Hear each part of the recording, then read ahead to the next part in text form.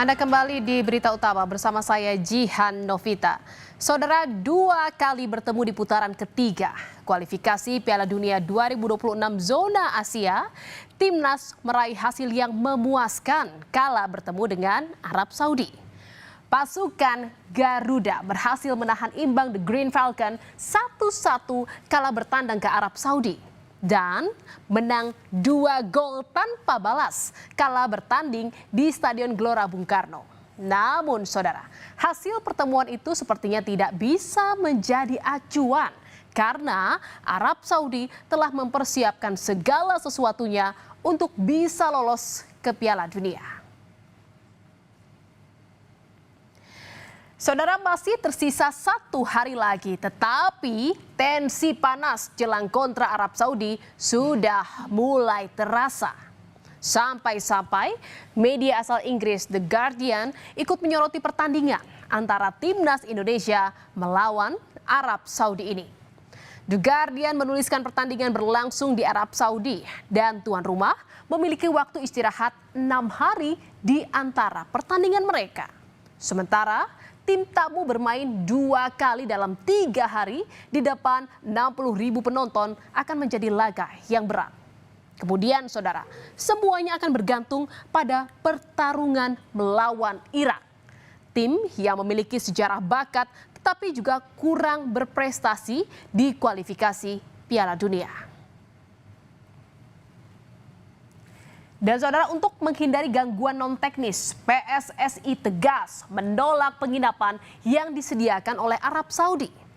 PSSI memilih hotel di kawasan Al-Hamra Jeddah sebagai markasnya yang berjarak 40 km dari Stadion King Abdullah Sport City. Jauh-jauh hari, PSSI mengirim tim untuk mencari penginapan sendiri. Tentu tujuannya tak lain untuk menghindari gangguan-gangguan yang bisa mengganggu fokus pemain. Karena saudara, sebelumnya timnas sempat beberapa kali seperti dirugikan saat bermain di Arab, seperti salah satunya terlambat datang ke stadion. Langkah timnas Indonesia ini disorot oleh media Arab Saudi karena jaraknya yang dinilai paling jauh dari stadion setelah menolak hotel rekomendasi Federasi Sepak Bola Arab Saudi. Sebagai gambaran saudara, Arab Saudi menginap di hotel yang berjarak sekitar 20 km dari stadion. Sedangkan Irak menginap hotel yang berjarak 21 km dari stadion. Banyak hal juga tadi saya dapat informasi ketika kita bermain di sana juga pengawalannya tidak ada,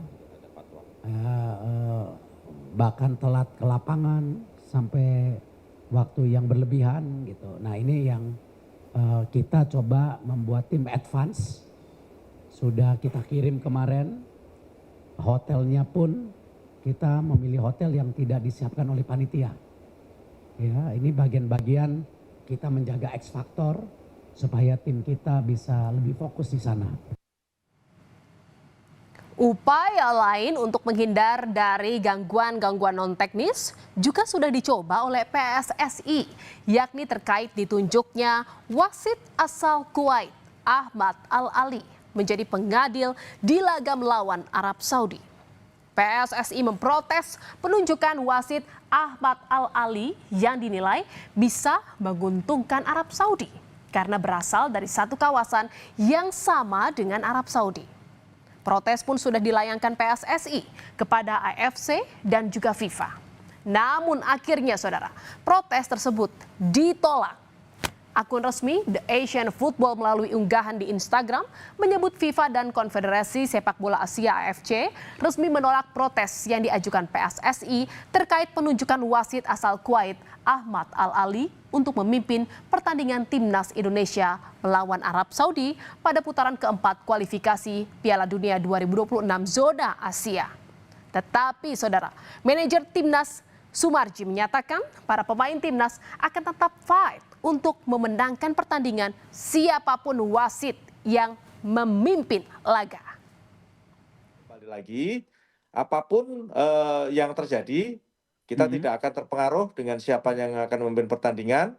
Yang pasti pertandingan di tanggal 8 dan 11 itu adalah pertandingan hidup dan mati, dan kita semua meyakini bahwa kita tidak akan terpengaruh dengan kondisi wasit perangkat pertandingan, dan kita akan tetap fight untuk bisa memenangkan pertandingan itu. Namun, saudara, penunjukan wasit Ahmad Al-Ali ternyata juga mendapat reaksi negatif dari warganet Arab Saudi. Warganet Arab Saudi dan ex-pemain Al-Nassr Khaled Al-Aqili ramai-ramai mengkritik penunjukan wasit Ahmad Al-Ali ini. Mereka mengklaim bahwa wasit Ahmad Al-Ali merupakan penggadil terburuk bagi Arab Saudi.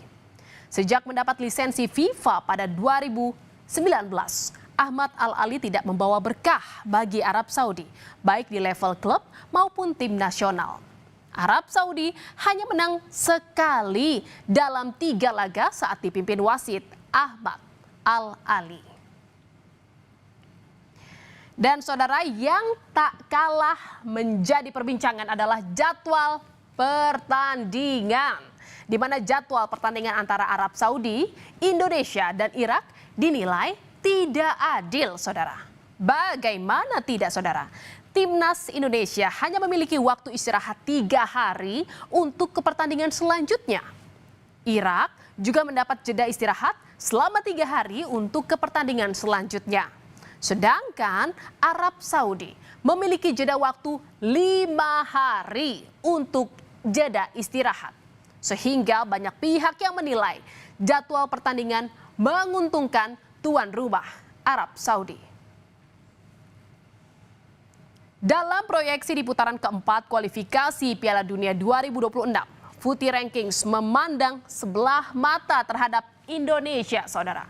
Footy Rankings memprediksi timnas Indonesia akan finish sebagai juru kunci di grup B atau di bawah Arab Saudi dan juga Irak. Peluang Indonesia finish di peringkat pertama grup B diprediksi 5%. Finish di peringkat kedua 20% dan peringkat ketiga 75%. Menurut Footy Rankings, khusus di grup B, seandainya timnas Indonesia bisa mengalahkan Arab Saudi pada laga pertama, peluang mendapat tiket ke Piala Dunia 2026 hanya sebesar 18%. Unggahan Footy Rankings di akun X ini langsung diserbu netizen Indonesia yang menyuarakan dukungan untuk skuad Garuda. Namun, saudara, asisten pelatih timnas Alex Pastoor bilang peluang timnas lolos ke Piala Dunia masih terbuka. Dikutip dari media Football Primer, asisten pelatih timnas Alex Pastoor bilang negara-negara yang akan kami hadapi berada 2 kali lebih tinggi di ranking FIFA. Tetapi pada saat yang sama, timnas Indonesia sebelumnya berhasil menang dan bermain imbang melawan Arab Saudi di fase grup.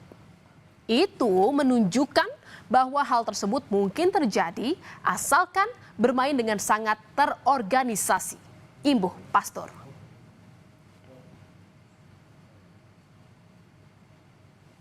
Saudara, jelang sepasang partai krusial meladeni Arab Saudi dan Irak, kabar baik datang dari sektor penjaga gawang timnas Indonesia, di mana ada Martin Paes dinyatakan pulih sepenuhnya dari cedera hamstring yang sempat membuatnya absen membela FC Dallas sejak Agustus lalu. Pemain 27 tahun ini berpeluang tampil sebagai kiper utama timnas Indonesia. Paes sudah pernah 8 kali mengawal gawang skuad Merah Putih, termasuk saat menghadapi Arab Saudi dalam fase ketiga kualifikasi Piala Dunia 2026 yang berakhir imbang 1-1 dan kemenangan 2-0. Ia menggagalkan penalti Arab Saudi kala itu yang membuat namanya langsung dikenal ke penjuru negeri. Kali terakhir Martin tampil membela timnas adalah saat tim Garuda menang 1-0 atas Bahrain di Stadion Utama Gelora Bung Karno pada Maret 2025. Feeling great. I think this was red circled in my agenda. I knew it was 9 weeks from my injury, so I was like, hey, this could be a good timing to come back, and and now I'm feeling great. There's a little bit scar tissue sometimes it gets stiff, but for the rest I've been feeling really good. Saudara, selain Martin Pas yang sempat cedera, mesin gol timnas Indonesia, Ole Roemeni juga sudah terlihat ikut serta dalam latihan bersama timnas Indonesia. Pemain Oxford United ini berlatih ringan dengan pemain timnas lainnya. Ole Roemeni sempat cedera parah saat membela Oxford United melawan Arema FC pada laga penyisihan grup Piala Presiden 2025 lalu. Ole Roemeni menjadi andalan lini depan timnas untuk menggedor pertahanan lawan. Ole Roemeni tercatat sudah mencetak 3 gol dari 4 pertandingan. Pada Jumat malam 3 Oktober waktu setempat, skuad Garuda menggelar latihan pertama di lapangan latihan King Abdullah Sport City, Jeddah, Arab Saudi. Anak asuh Patrick Kluivert terus bersiap sebelum tampil dalam laga grup B putaran keempat kualifikasi Piala Dunia 2026 zona Asia di Arab Saudi.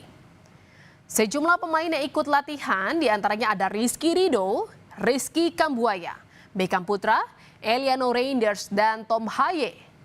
Kluivert menyebut pemain lain akan bergabung secara bertahap dalam 1 hingga 2 hari ke depan. The spirit that the players are showing is fantastic. The team spirit is very high. The exercise that we did, the players did really good. So I'm very happy with the first training. No, Ole is he's on the right turn. You have to know, you have to look how the reaction is on the training for today. Tak hanya usaha keras untuk mewujudkan impian lolos ke Piala Dunia, namun doa juga dilakukan agar impian bisa tembus lewat jalur langit, saudara. Jelang pertandingan kontra Arab Saudi yang digelar di Jeddah, sejumlah pemain timnas terlebih dulu menjalani ibadah umroh. Dalam postingan di media sosial, terlihat Rizky Ridho, Nadeo Argawinata, dan Ramadan Sananta tengah mengenakan pakaian ihram.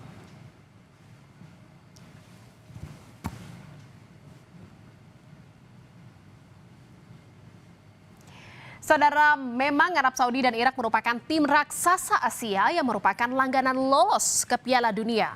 Secara peringkat FIFA dan histori, Indonesia jauh di bawah Arab Saudi dan Irak. Namun, dalam sepak bola ada istilah bola itu bundar.